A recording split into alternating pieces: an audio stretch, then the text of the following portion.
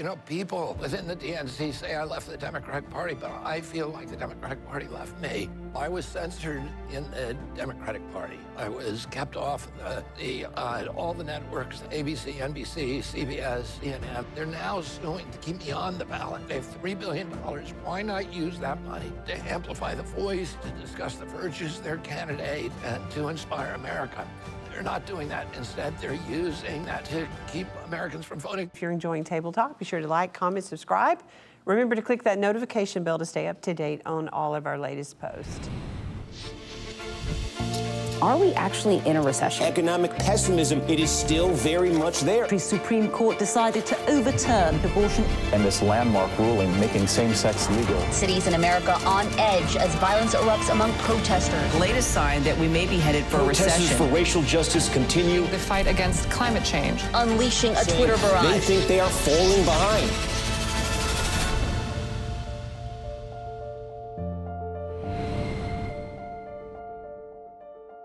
Well, today's guest has devoted his life to advocating for the health of our most precious ones, our children, and he's courageously fought for medical freedom during the pandemic, and in 2023 captured national attention by stepping into the U.S. presidential race. He joins us to share his powerful vision to make America healthy again. But before we get to that, joining me around the table is my husband, Dr. Doug Weiss. How are you? I'm fantastic, baby. You're excited about the guest today. I really respect him as a person and what he has stood up and done. Yeah, I mean, he has a lot of truth in helping, don't you think, heal America? Well, he wants to get our kids healthy, our environment healthy, and I think actually some of our government agencies healthy. I'm good with all of that. For sure, for sure. Michelle Wilkins, how are you? I am great. Happy to be here. Yeah, it's good to have you here. Thank you. These are important things we need to talk about. Absolutely, absolutely. Rachel Lamb Brown, I know you're passionate about all that we're going to talk about today. I'm passionate about all of it, but we need more candidates and people in the political sphere that care more about leaving a lasting impact than they do their own egos. And that's our guest today, who really cares about the mission that he feels like the Lord has placed in his heart to really make a difference, and especially for our kids. That's good. Rebecca Lamb Weiss, how are you? I'm just thinking about how we've known this guest for years and how God has used him for such a time as this to bring awareness to such important topics in our nation. And so we're seeing a shift, we're seeing change happen, and we got to keep propelling forward. That's true. Cindy Murdoch, how are you doing? I'm doing well, thank you. I'm encouraged by our guest. He's courageous. He's been fearless. He's taken a stand when all could be against him and some are. But he has been willing to do what is right at this time. All right, well, who are we talking about? Well, he spent decades fighting against harmful medical policy and has always been willing to stand for truth, even in the midst of a corrupt government system. Please welcome our dear friend, Robert F. Kennedy Jr.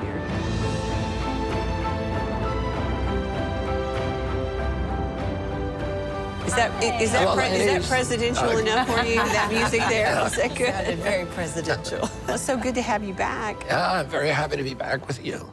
You know, you actually, I can say this now, I didn't say it back then, but I mean, it's been, I guess, over a year and a half ago, that you actually told me you were thinking about running for president. Yeah, you were one of the first people that I confided in. Yeah, and I was like, wow. And I was like, and it's amazing to see we're here.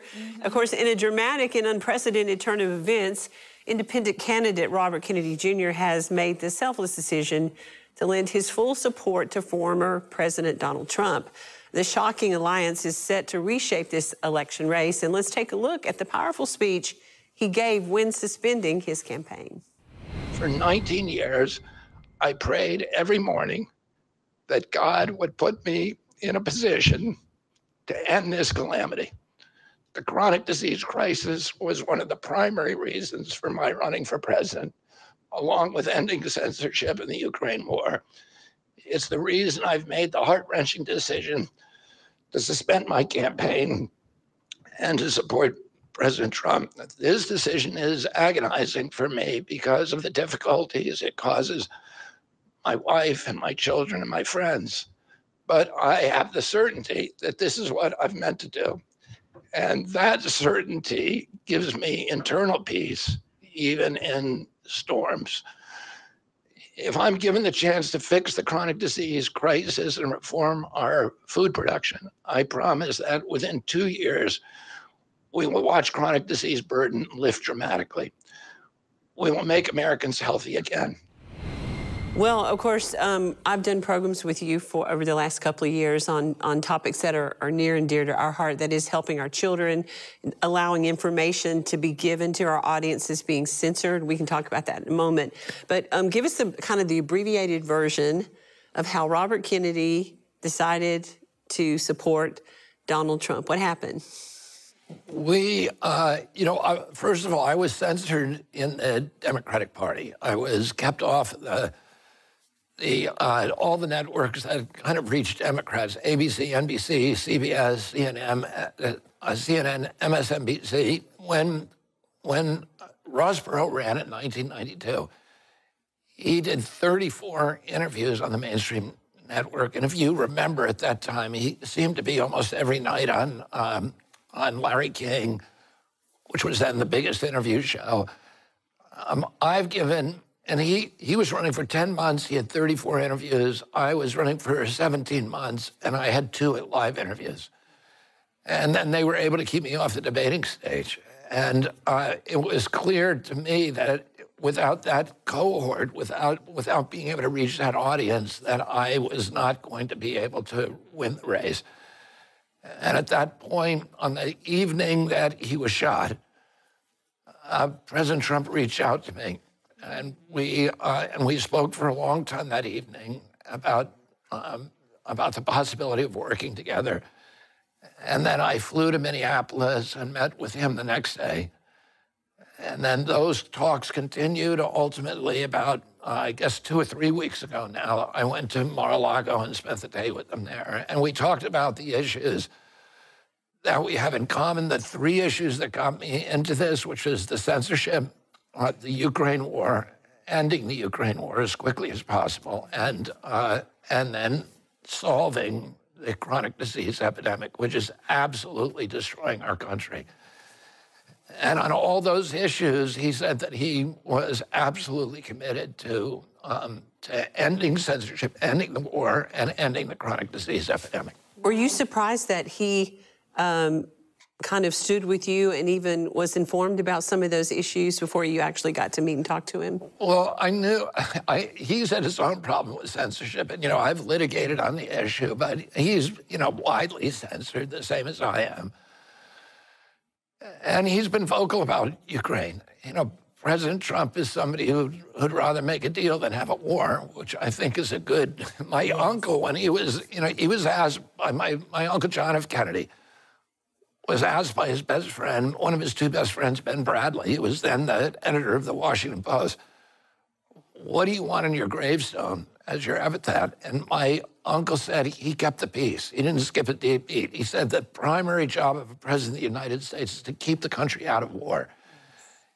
He said he didn't want kids in Africa and Asia and Latin America, when they heard the name United States of America, to think about a man in a military uniform with a gun. He wanted to think of a Peace Corps volunteer. He wanted them to think of the Alliance for Progress program, the USAID, which my uncle had started both those programs to give aid directly to the poor, to create institutions for democracy, to create institutions to build a middle class in these countries, rather than giving them to military dictators and to the oligarchs in those countries, which was U.S. policy up to that point, and to become really an instrument for moral authority around the world. And, my uncle never sent a combat soldier abroad. And today, as a result of those commitments, there are more statues to John Kennedy honoring him, more parks named after him, more universities, more hospitals in Africa, in Latin America, and Asia than probably every other president combined. Wow.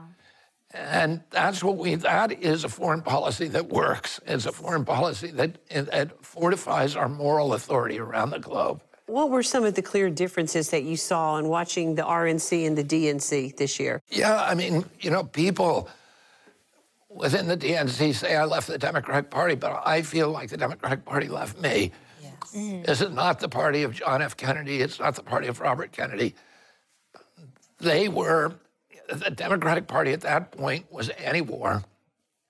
it was, my father ran against the Vietnam War. My uncle was 1,000 days in office fighting his military-industrial complex that wanted a war with Cuba, wanted a war with the Soviet Union. We were the party of the Constitution against censorship. The word liberal means freedom of speech. That's why we called ourselves liberals. And then, we were the party of protecting children against the domination and against corporate corruption, the domination of our government of our democracy by corporate power, this corrupt merger of state and corporate power. Today, the Democratic Party is the party of big tech, big pharma, big ag, Wall Street, the big banking houses, and the military-industrial complex. And that's, that if you look at who their funders are, that's who they are. In the 2020 election, President Biden got roughly 50% of the people in our country voting for him, and President Trump at 50%. The 50% who voted for President Biden represented 70% of the GDP of our country. And the people who voted for Trump, the 50%, represent 30%. So the Democratic Party used to be the party of the poor. It's now the party of the wealthy elites. Yeah, and it's completely, there's been an inversion. The Republican Party is now the party of the poor. You started running as a Democrat when you became an independent. There were a lot of variables as to why you made that decision. So did you ever reach out to the Democrat Party? And I know the Republican Party reached out to you. Did you ever reach out to them to try to find if there was some way to reconcile? Yes.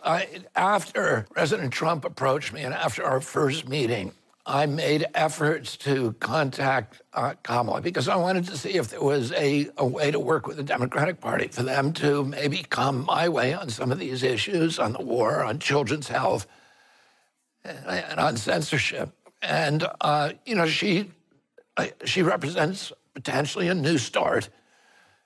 And that conversation could have been, I think, good for both of them, for everybody. But she would not meet with me. What can you do to help with our children? Mm-hmm. Well, but when my uncle was president, 6% of Americans had chronic disease, and today 60% of our kids have chronic disease. So 77% of children, of American teenagers, are too sick to qualify for military service. That's a national security issue. The autism rates have gone from 1 in 10,000 in my generation to 1 in every 34 kids today. In California, it's 1 in every 22. And the diabetes rate, when I was a kid, diabetes, a typical pediatrician would see 1 case of diabetes in an entire 40 or 50-year career. Today, 1 out of every 3 kids who walks through his office door is diabetic or pre-diabetic. Those are just 2 diseases. And the cost of treating chronic disease has gone from 0 when my uncle was president to $4.3 trillion. The biggest item in our budget is 5 times our military budget. Is killing our country. It's destroying our children. And we know why it is. It's from toxic exposures, and that's mainly in the food and pharmaceuticals. Our food, the ultra-processed food, which we are pumping into our kids, which is the cheapest food. It's the food that goes to the food stamp program. It's the food that goes to the school lunch program. We are systematically poisoning the poor in this country and poisoning our kids. And, there's a direct connection. There's very strong science. And then there's a huge subsidy system that is driving it so that everybody is making money. The most profitable thing in our country today is a sick child. And you have the food industry making them sick, and then the chronic, and then the pharmaceutical industry profiting. If you have a kid with chronic disease, like diabetes is a lifetime customer of very, very expensive interventions. Ozempic costs, I think, is it $1,500 for the, $1,500 for treatment. Right now, 74% of Americans are obese. There's a bill before Congress that is being paid for by the company, it is by lobbying by the company that makes Ozempic, Novo Nordisk, the biggest company in Europe. And they've got Republicans and Democrats now signed onto this bill that would make Ozempic available for every American who's obese. The cost of that alone will be $3 trillion a year. Wow. So, and that company in Denmark, where that company is from, Ozempic is not recommended as the primary intervention. They recommend diet and exercise for diabetes. And in Europe, nobody's going to take it, but their entire wealth of that company is based upon their ability to pass this bill and get it. And if we took that $3 trillion, a third of that, we could buy organic food 3 meals a day for every man, woman, and child in our country, and there would be no diabetes. Wow. And that's true across the board. You're solving the symptoms rather than dealing with the problem. Right. And we're subsidizing the food that we're poisoning kids with. That's where all the GMO corn receives 90% of the subsidies, GMO canola. And what's in our soil. Yes. And it's destroying our soil. The floods that you see now in Iowa are because there's no microbiome left in the soil. Wow. So it can't absorb water anymore. It's wiping out everything that's good about our country and commoditizing everything we care about. You know, you at home, there's a lot that you can do, but you can't do anything unless you vote. Let's put that QR code up. Get that QR code in your phone and send it to everybody you know, because unless you vote, you have no say. And one of the questions we have here is, how would you encourage Americans to choose their presidential candidate this election? Well, if you care about the issues that I care about, which is, the Constitution, if you care about healthy children, if you care about ending a war that's cost us $200 billion and bringing that money home so that our kids can buy houses, so that we can rebuild our industrial base in this country and reinvigorate the American middle class. So vote by policy, not by person. Yeah. I think they're trying to make us into this person. Well, that's what I would urge people to do. Policy. Okay, all right, good. Right. What's the first step to break through the system that has these unholy alliances, these handshakes under the table, that wants to continue people kind of just monitoring their sickness, but not really getting down to the root of health? And there's a lot of endocrine disruptors. That's right. Yeah. Or, food, like PCBs, like PFOAs, PFASs, all of these, atrazine. Atrazine is a chemical that is now in 63% of our water supply. It's sprayed on all kinds of foods. It's illegal in Europe. There's 1,000 ingredients in our foods that are illegal in Europe. Wow. Atrazine is one of them. So, atrazine, there's a famous scientist called Tyler Hayes, and he's an African-American scientist from Berkeley. And he put 60 frogs in an aquarium, and he put a level of atrazine that is below the level that EPA considers safe. So it's in our water. And 90% of those frogs, they were all male frogs, were rendered infertile. So they could not produce any young, and 10% of them turned female and produced fertile eggs. Wow. So we have to wonder, that's an animal model. We often use animal models to predict what's going to happen in humans.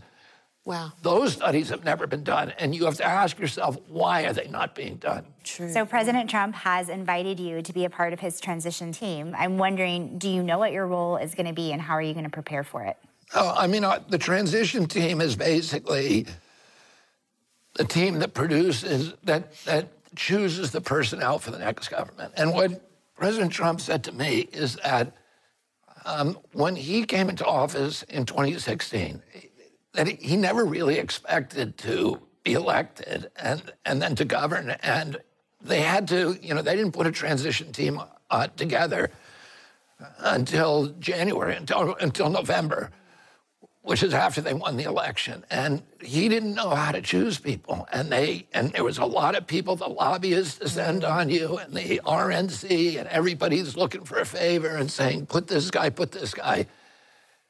And he said, I now know we appointed a lot of bad people, and I'm not going to do that again. So this year, he's starting his transition team early. And they're going to try to pick people who are going to implement policies that are consistent with his values. And these three values are of particular interest for me. So I'm going to make sure that those things are protected. You know, everything you're bringing up, it really seems as if our country is on the precipice of going one direction or another. If people were to go with Kamala, what direction do you think our nation would go towards? It's crazy to me that we had a presidential candidate who's been in public life her entire life and had to go 38 days without giving a single interview. I do, probably on average about 7 or 8 interviews a day. And I'll talk to anybody. President Trump does the same thing. Yeah, it's true. That president's supposed to speak for the world. They're supposed to inspire the world with the vision of American democracy. They're supposed to give us hope. They're supposed to, outline a plan for the leadership of the world. And if you do not have the confidence to even talk to a reporter unscripted, and that, the interview that she did with Dana Bash was, they won't even release the transcripts. It was, I think, an 18-minute interview, and there's 40 minutes there, but it was cut down, and CNN won't release it, so we don't know what she really said. And it really was no outline of where we're going as a nation. My Uncle Teddy was a Democrat, rock-ribbed Democrat. He didn't like Jimmy Carter. And he didn't like Jimmy Carter because he thought Jimmy Carter had not invigorated our country with a vision. He was very close to Carter on the issues, but he really admired Ronald Reagan. And I would say to him, how can you? He's antithetical to everything you believe in. And he said, because he inspires people, because he's not scared to talk about his issues. So he defends them. He gives people something to believe in. I think that's so important for our country because we are supposed to be the leaders of the free world. What is the world thinking about us? That we have we've had 2 candidates for a political party that could not do debates and could not stand up and do unscripted interviews, unscripted encounters with voters. It's not, to me, it's like a crushing disappointment. It really is. Cindy, quickly. I just want to thank you for your passion. And do you feel like that there is a place that instead of the revolving door going to doctors constantly and prescription drugs is all we see on advertisement on television, a way to educate the American people how to eat healthy, how to be healthy, so we don't have the chronic diseases? Yeah, I would look at actually getting rid of the pharmaceutical advertisements on television. Prior to 1997, they were not on television. And there's only 2 countries in the world that are where pharmaceutical companies can do direct-to-consumer advertising on TV. And one is New Zealand, the other is the United States. And wow, I didn't know that. We're paying much more for drugs than anybody else. We take many more of them than anybody else in the world. We spend twice on health care as people spend in Europe, and we have the worst health outcomes in the world. We're 79th in the world after Costa Rica, Nicaragua, Mongolia, Cuba. We have worse health outcomes in this country than any place, and we have to change something. When I was a kid, we had the #1 healthcare system in the world and the #1 education. Today, we're 22nd in terms of educational outcomes. And by the way, California, which is Vice President Harris' home state, has the second worst education system in our country after Mississippi. You can imagine that. And it's #1 in homelessness. Yeah. Those aren't good indicators. Half the homeless people in America are in California.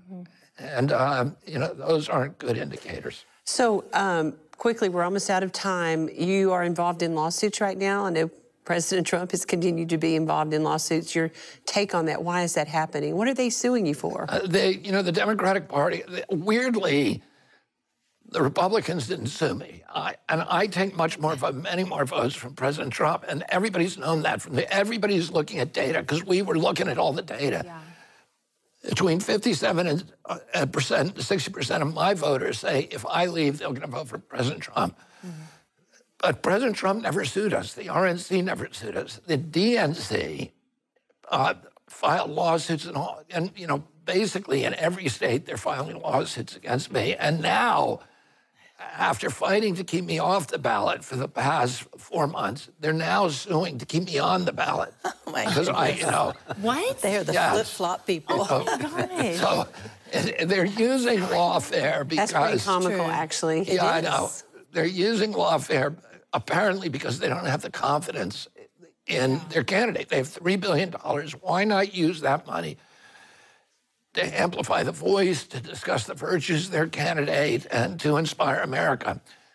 They're not doing that. Instead, they're using the courts. They use the Secret Service to try to deprive me of Secret Service protection, so in order to bleed me white, in terms of my expenditures. And they're using the courts to punish Donald Trump and to keep Americans from voting. There's 1 million Americans who've signed petitions saying they want to see me on the ballot. And the DNC is coming in and making sure they can't get their way. When I was a kid, the Democratic Party of Robert Kennedy and John Kennedy was the party that was fighting to make sure every American could vote for the candidate of their choice. Today, the Democratic Party is the party that's fighting to make sure you can only get their choice. Wow. Okay, last question, and we've got to go. Thank you so much for being here today, but why are you doing this? I love this country, and our country is supposed to be the moral authority around the globe. We're supposed to have a democracy. You can't have a democracy with censorship. We're supposed to be peacemakers around the world. Yes. And yet we're addicted to war. And they're wars of choice. They're not moral wars, they're immoral wars. And then third, most importantly, we need our children healthy. And I want to make our children healthy, make America healthy again. I love that, make America healthy again. Yes. We need that. Well, we're out of time. I want you to remember that Scripture tells us that if the people will humble ourselves and pray, that God has promised to hear us, to forgive our sins, and to heal our land. You've been given a voice for a reason, and this is the time to use it. If you're watching today and you need prayer, that's why that number's on the screen. We're always available for you. We count it an honor, privilege to pray for you, encourage you today. But I want to thank my dear friend Robert F. Kennedy for joining us today. For more, you can visit him online at Kennedy24.com. And of course, as always, be sure to follow us on all social media platforms. You can leave us a comment. Let us know how Table Talk is touching your life. We love hearing from you, and you want to make sure you subscribe to the Joni Table Talk podcast. It's available right now across all top podcast apps. I want to thank you for watching. I hope you've been encouraged. I hope you've been inspired. And I do want to ask you to pray for Robert and to pray for all of those involved in shedding light on darkness, because there is a battle that's going on, and it's becoming increasingly clear as to being able to navigate and see what's going on. So I really want to encourage you, those of you especially that are believers, to really pray about this and just ask the Lord to give you direction and maybe help those around you that maybe haven't voted, never voted, but help them get registered to vote so that your voice can be heard. It's so important that everyone vote. We're not telling you who to vote for, but we are laying out issues maybe that you haven't heard about, or maybe that you don't even rightly understand. And again, we do that because we love you, we love America, and we love the world. So again, thank you, Robert, for being here. Thank you, ladies. Thank you, Doug. And we'll see you next time. Bye-bye for today.